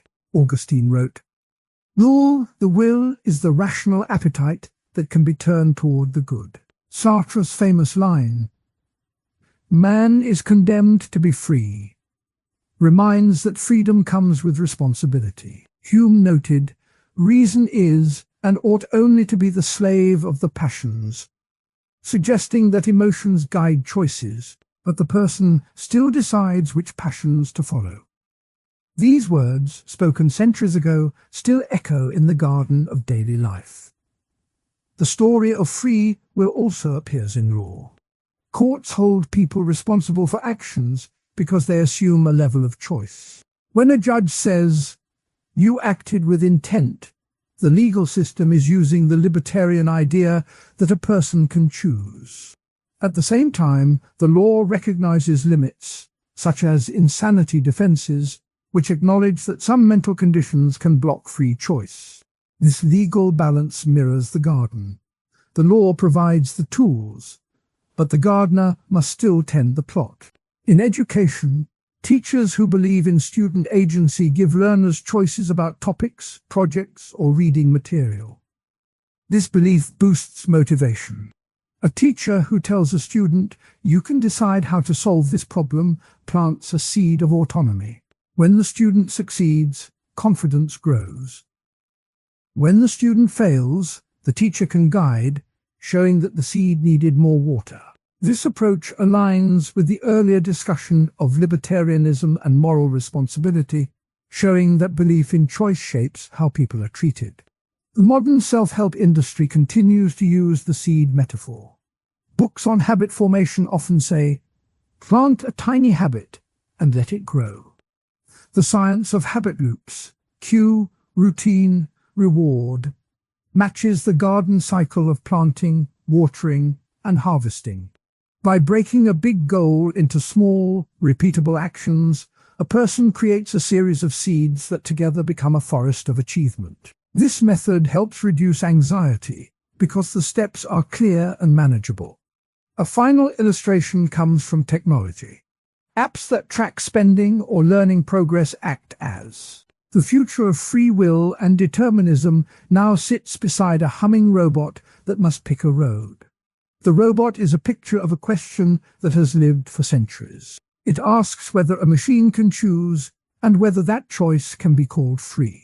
The story of that question begins with early thinkers who asked if the world is a clock that runs on fixed gears. It moves through the age of enlightenment, through the rise of science, and now into the age of silicon. All those steps are part of the picture that this section will fill in. The video has already traced the roots of the debate. It has spoken of ancient ideas that said fate rules all. It has spoken of Aristotle, who said that a good life needs reason and choice. It has spoken of Augustine, who felt that the soul can turn away from sin by its own will. It has spoken of Thomas Aquinas, who tried to mix faith and reason. It has spoken of Hobbes, who saw human actions as the result of desire and aversion. It has spoken of Hume, who said that cause and effect are habits of mind, not necessary chains. It has spoken of Kant, who said that moral law comes from a free rational will. It has spoken of modern thinkers such as Sartre, who claimed that existence comes before essence, and that each person must make a choice. All those voices have built a map of ideas that now meets the map of technology. Now the map meets the new terrain of artificial intelligence. In the last decade, machines have learned to see pictures, to hear speech, to play games, and to drive cars. Those abilities make the old question feel fresh. A robot at a fork in a road can be seen as a modern version of the ancient crossroads that philosophers used to illustrate free choice. The robot must decide whether to turn left or right. The decision may be guided by a set of rules, by data, by a learned model, or by a blend of all three. The question is whether that decision counts as a free act. Contemporary thinkers are already writing about this new shape of the problem. Nick Bostrom, a philosopher who studies the impact of future technology, warns that powerful AI could change what it means to be a moral agent. He writes, "If machines can set their own goals, the line between tool and actor blurs." Stuart Russell, a computer scientist, says that AI must be built to serve human values, and that the design of those values must respect human freedom.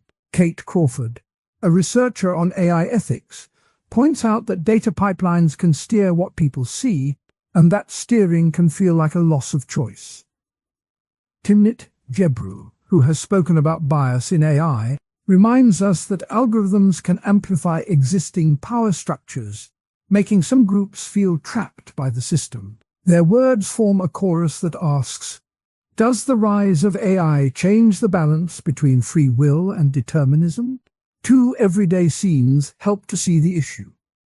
First, imagine an autonomous car cruising down a city street. The car's sensors scan the road, the software predicts the motion of pedestrians, the control system decides how to steer.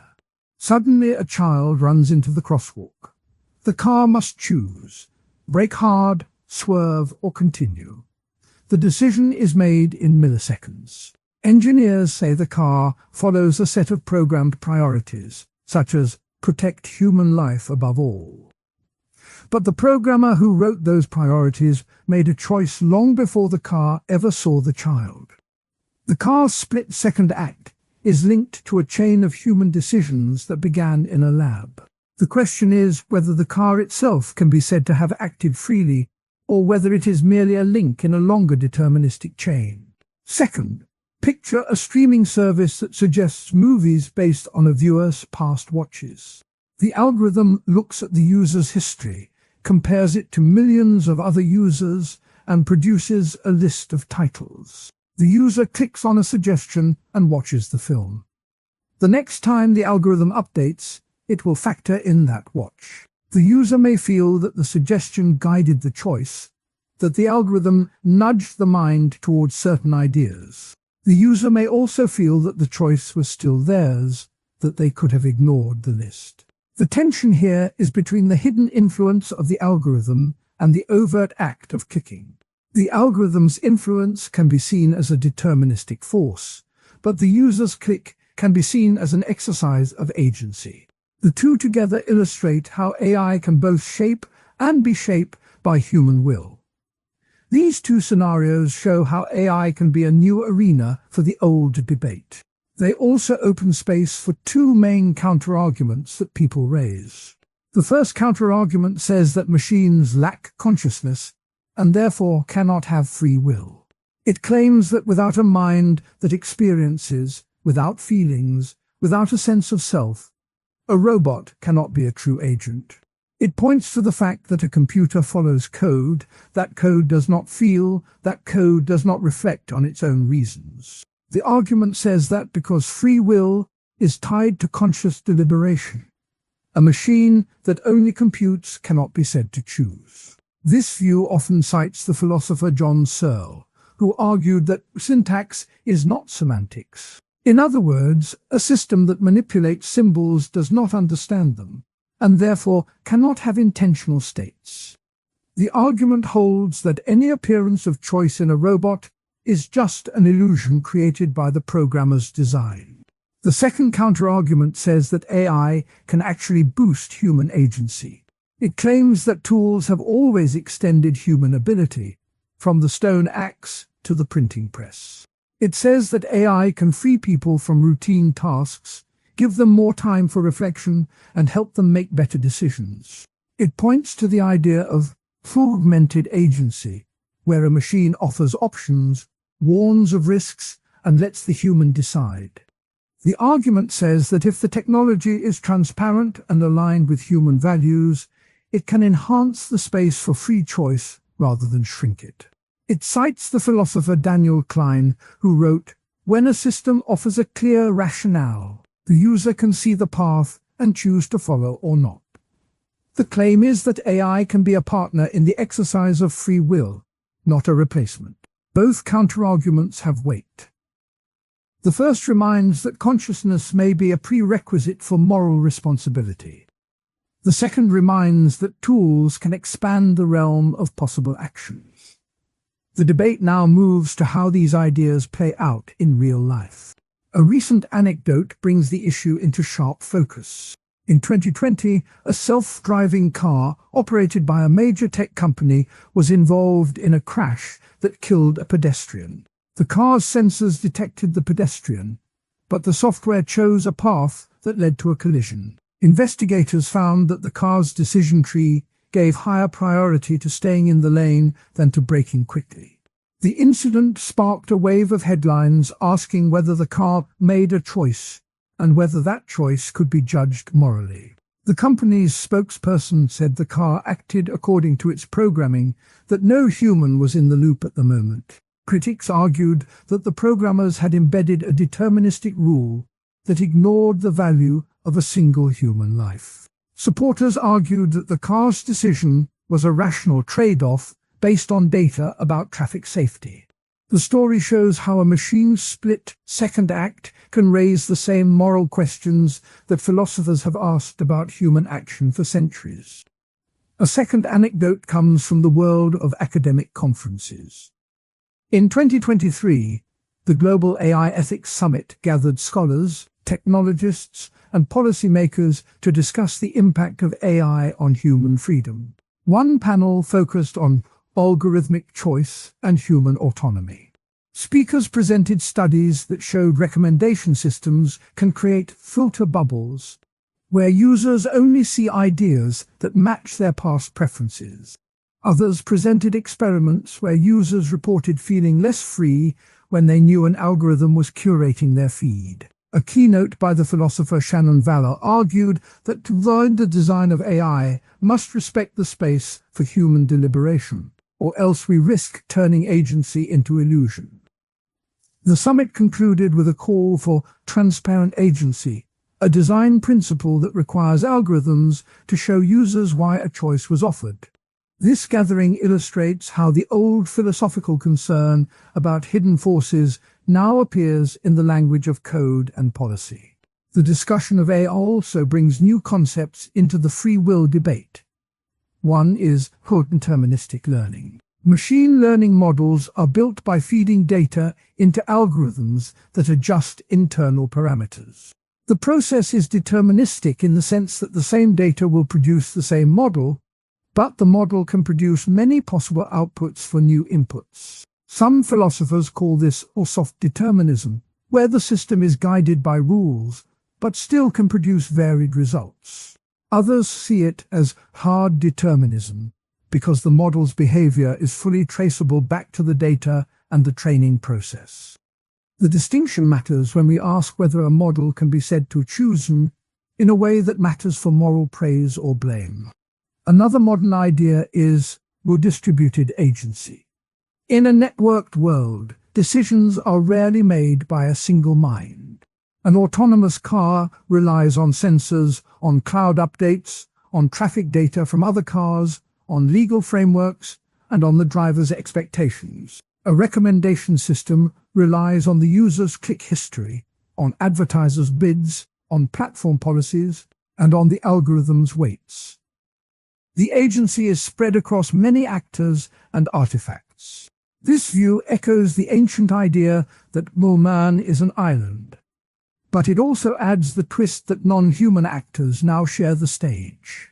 The question becomes whether the whole network can be held responsible, or whether responsibility must be assigned to the human who set the initial conditions. To see how these ideas fit together, imagine the robot at the crossroads again. The robot's path is determined by its sensors, its software, its training data, and the road signs. The robot also receives updates from a central server that decides how to prioritize safety. The human engineers who wrote the code, the company that set the safety policy, the regulator that approved the vehicle, and the passenger who trusted the car all play a part. If the robot turns left and avoids a crash, who gets the credit? If it turns right and hits a cyclist, who gets the blame? The answer may be a mix of all those actors. The scenario shows how free will and determinism become entangled with.